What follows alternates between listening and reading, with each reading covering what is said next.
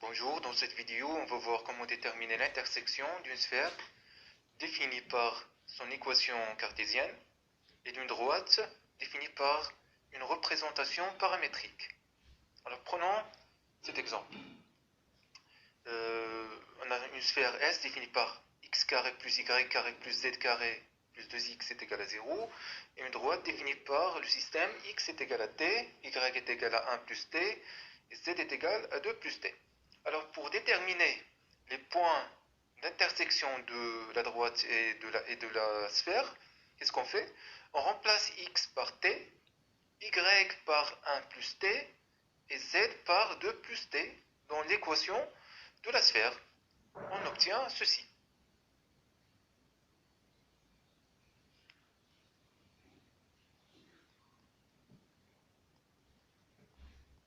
Donc t au carré plus 1 plus t au carré plus 2 plus t au carré plus 2t est égal à 0, est équivalent à...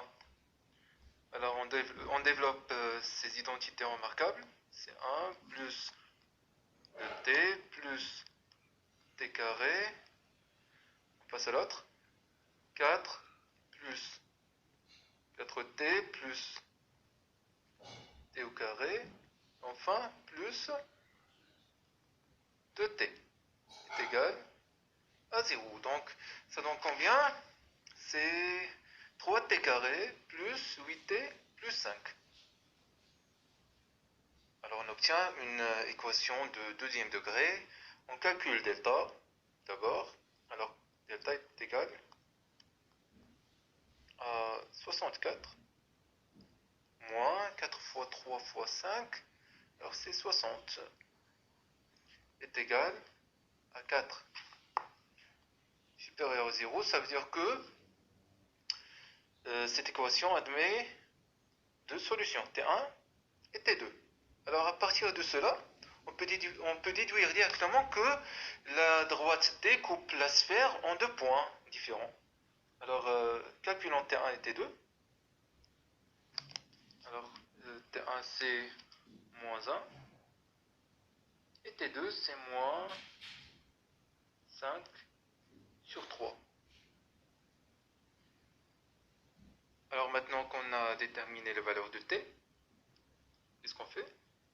Déjà, les valeurs sont moins 1 et moins 5 sur 3. On commence par la première valeur, moins 1. Alors, dans la représentation paramétrique de la droite t, on va remplacer t par moins 1.